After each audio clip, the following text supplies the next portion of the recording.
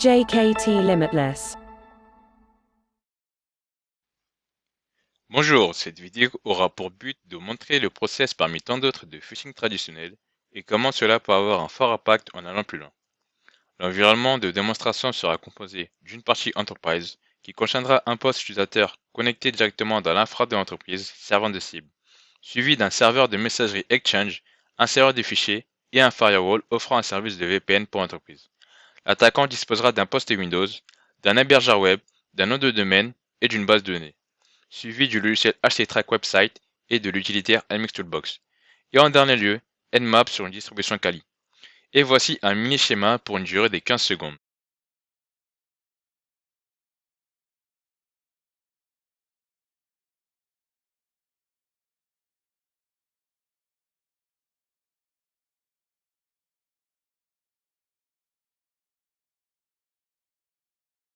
Nous allons débuter la démonstration. Dans un premier temps, il faudra disposer d'un hébergement web offrant également un service de base de données. Dans le cas de la démonstration, nous utiliserons Webhost, qui est un hébergeur proposant ses services gratuitement, mais avec un seul domaine 000webhostapp.com. Du typo squatching sera réalisé lors de la souscription de l'hébergement web. Nous nous baserons de l'URL de login GES, à savoir https://gs-cas.cordis.fr. Une fois ce cas l'hébergement est connecté, nous nous redirigeons vers la partie gestionnaire de fichiers afin d'inclure les éléments à afficher lors de l'accès à notre site web. Gérer le site, outils, gestionnaire de fichiers, télécharger les fichiers. Nous avons désormais accès au gestionnaire de fichiers public HTML. C'est ici que nous inclurons les éléments du site web.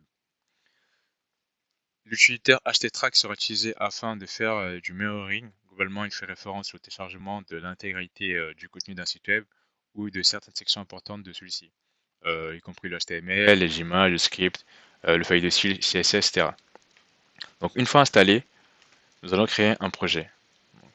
HTTrack.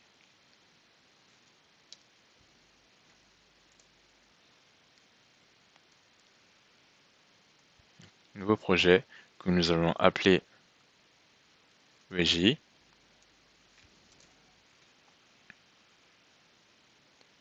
Dans la partie web adresse, nous allons spécifier l'adresse de login du site GES.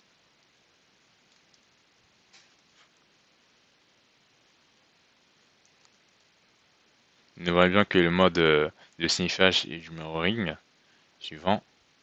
Et nous allons laisser les paramètres comme ça ajuste les paramètres de connexion automatiquement. Terminé. Et terminé. Nous allons désormais accéder depuis l'explorateur Windows au site qui a été mirroré.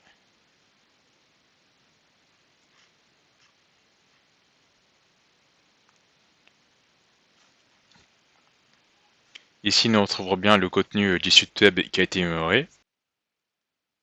Maintenant que nous avons sniffé le site web HTML/CSS, nous allons effectuer quelques modifications, à savoir la suppression des éléments ne servant pas dans le cas d'usage, la modification de l'index HTML affiché lors de l'accès du site web, l'ajout d'une page PHP qui récupérera les données dans les champs de login et mot de passe, saisie, et un code SQL qui permettra de stocker les éléments récupérés dans une base de données.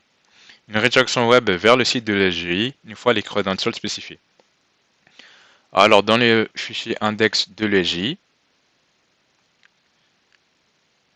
que nous retrouvons ici JSCAS, nous allons dans un premier temps le modifier.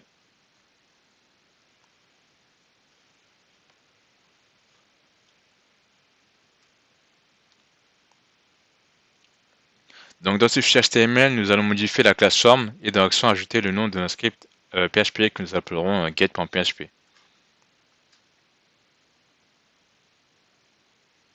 Nous allons modifier cette adresse par get.php.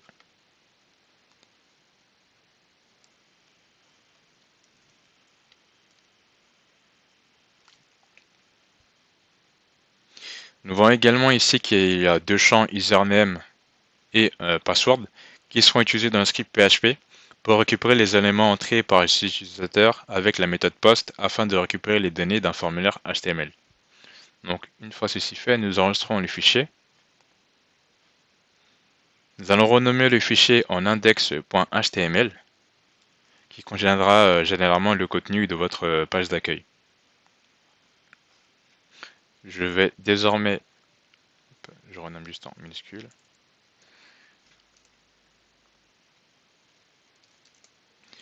Je vais désormais créer le script PHP que j'ai appelé get.php. Je vais l'éditer avec le notepad.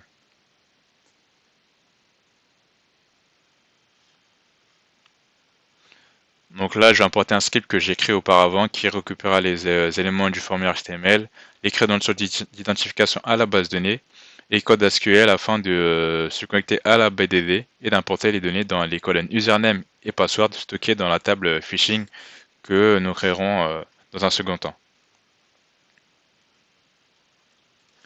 Donc voici le script PHP qui a été précréé auparavant. Donc vous voyez bien les éléments ici qui récupèrent les informations des inputs username et password, les credentials pour se connecter à une base de données et le code SQL permettant d'insérer les données dans la table phishing table que nous allons créer juste après.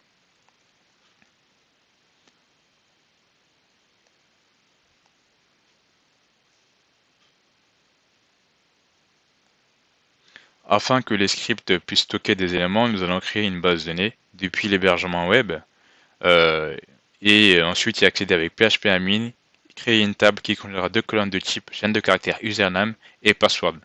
Après cette création, nous pourrons récupérer le nom de la table, de la BDD et mot de passe pour les retranscrire dans le code SQL se trouvant dans le script PHP.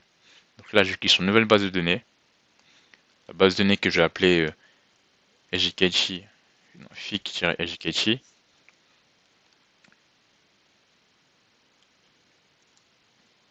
Un utilisateur pour se connecter que je vais appeler également fic-ejikechi 2 et ainsi qu'un mot de passe.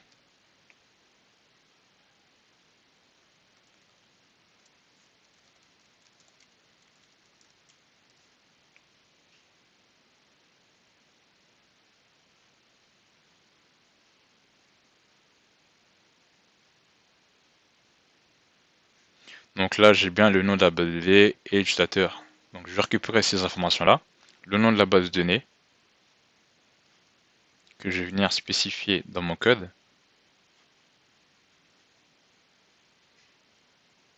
Donc le DBName, je vais le spécifier ici. Mon mot de passe.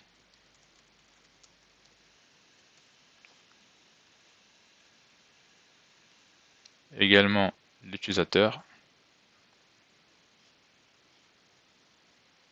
Le host, je vais le laisser en localhost étant donné que je suis chez un hébergeur web et pas sur je n'utilise pas un serveur distant. Mon script sera hébergé dans le serveur web, ce qui fait que je pourrais laisser le serveur localhost. Donc j'enregistre désormais mon script. J'attends que la création de la base de données se termine. Une fois terminée, je vais décider de la gérer. Gérer phpMyAdmin. Je clique sur ma base de données.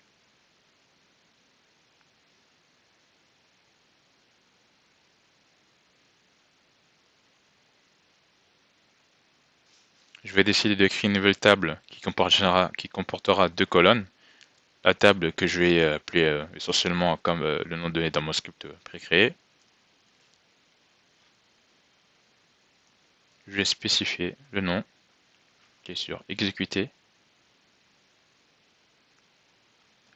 Je vais maintenant spécifier le nom de mes deux colonnes que j'appelle username et password, que je mette en chaîne de caractères. Je vais cliquer sur enregistrer.